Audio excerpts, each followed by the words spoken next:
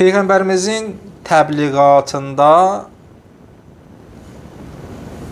amillərdən, təbliğ ünsürlərdən, təbliğ formalarından beşincisi nemətlərin xatırlanması üsulu. 4 üsul oxuduq. İnsan unutqan məxluqdur. Diqqətsizlik və unutqanlıq səbəb olur ki, insan nemətlərdən qafil olur və sonra ruzi verəni unudur. Nemətlərin xatırlanması şükrə səbəb olacaq, ruzi verənin tanınmağına və hidayətinə səbəb olacaq. İnsan özü hidayət olacaq və ruzi verənin də tanınmasına, yəni kim ruzi verir, onu tanıyacaqsan. Nemət insanın xeyir apardığı hər bir şeydir. Sırf yemək deyil. İnsan nədən xeyir aparır? Hər bir şey ki, insanla xeyir aparır, o da nemət. Quran-Kərim ayəmiz var, Fatir 3-də, Əraf 69-74-də ki, nemətlərin xatırlanmasından danışır. Peyğəmbərin əsas hədəflərindən biri nemətlərin yad olunması idi. Nəcib Əlağa, xütbə 1. Peyğəmbərlər və nemətlərin xatırlanması. Nuh xatırladıb, Nuh surəsi 13-15-ci ayədə, Şüeyb Peyğəmbər xatırladıb, Əraf 86-cı ayə, Hud Peyğəmbər xatırladıb, Əraf 69-cu ayə, Salih Peyğəmbər xatırladıb, Əraf 74-cü ayə, Musa Peyğəmbər xatırladıb, Madə 20-ci ayə.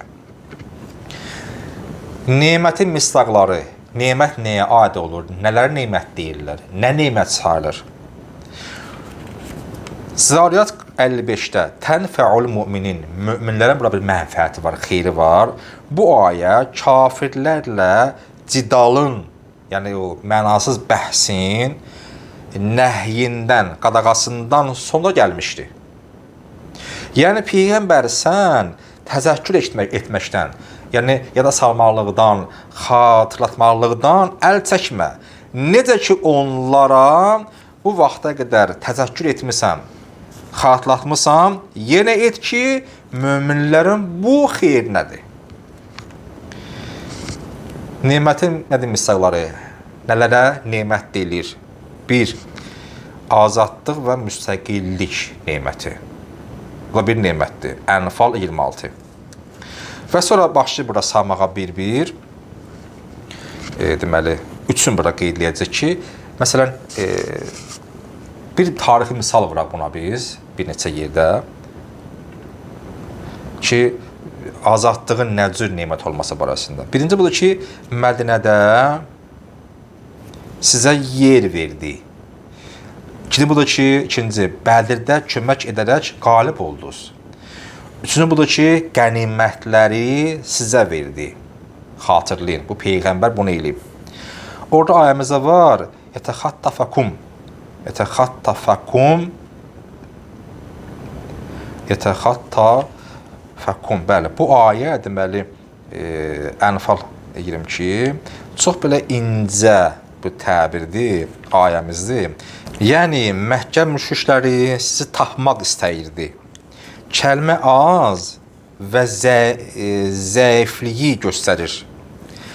Havada olan kiçik cisim kimi ki, düşmən asanlıqla onu tuta bilərdi. Bu növ Allahın onların bir misalıdır ki, düşmən sizi az qal tutsun, məhv etsin, biz sizə orada kömək elədik. Deməli, nemət nəyə aid olur? Nələrə nemət deyirlər? Nemətin birinci insana azadlığı və müstəqilliyidir. İkinci, düşmənə qələbə çalmaqlıq ilahi bir nemətdir. Əhzab 9-cu ayə. Ayə Qureyş, Yəhudi və digər ərəb tayfaları haqqındadır ki, 5-ci hicrdə İslam Peyğəmbərimizin Məkkədən Mədinəyə köçməsinin 5-ci ilində müsəlmanlarla döyüşə hazırlaşdılar. Amma məğlub oldular. Allah müsəlmanlara iki nemətlə kömək etdi. 1. Onları məhv edən küləklə nemət göndərir onlara. Düşmən məhv oldu küləklə.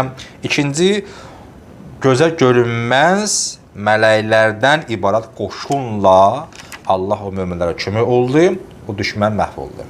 Ayədə uzquru sözü var, xatırla. yada sal.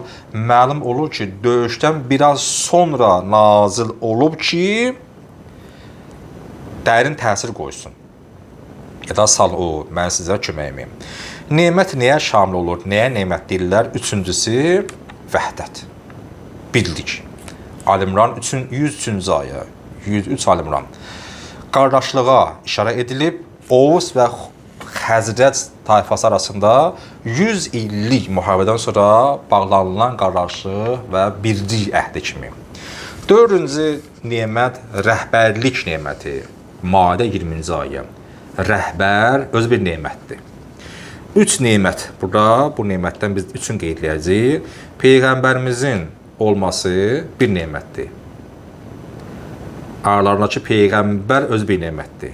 İkinci, həyatlarında bunların ixtiyar sahibi olması. Peyğəmbərə qabaq bunlar hamısı qul kimi idilər. Heç bir azadlığı yox idi. Peyğəmbər gəldi, qadın və kişiyə azadlıq verdi. Bu da bir nemətdir. Üçüncü, hər növ nemətlər. Hər növ nemətlər elə bir növ rəhbər neməti sayılır. Rəhbərin olması ilə rəhbər bunların arasında olduğu üçün Allah da o nemət qapısını açıb bunlara göndərir. Deyirlər ki, Musa Peyğəmbərin dövründə 70-dən çox Peyğəmbər olub.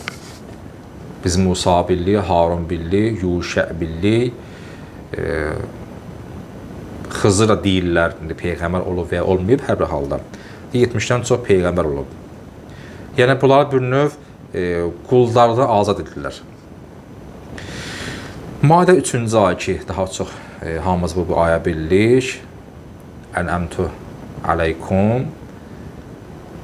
Deyir, Peyğəmbərdən sonra rəhbərin təyini bir nemətdir. Maidə 67-ci ayə, Qədərxon, ondan sonra gəlir 3-cü ayə Madə surəsində ki, Ənəmtu aleykum, mən sizə nemətimi verdim. Nə idi bu məsələ? Hadisə baş verir. İmam Əli Əleyhissalam Peyğəmbərdən sonra ilahi rəhbər təyin olunandan sonra ayəmiz gəlir. İlahi rəhbər bir nemətdir. Nemətin 5-ci şamil olduğu məsələ nəyə nemət deyirlər? Ruzi neməti. Ruzi. Hər hansı bir cəhətdən ruzi. 3-cü ayə Fatihə surəsində. Deməli, dünyəvi nemətlər hamıya aid olduğu üçün ayə hamıya aiddir. Bu ayədə fərqi yoxdur mömin, kafir. Hamı Allah yaradıb, biri Allah qəbul edir və etmir. Ona ahsan verək Allah hamı ruzusunu təmin edir.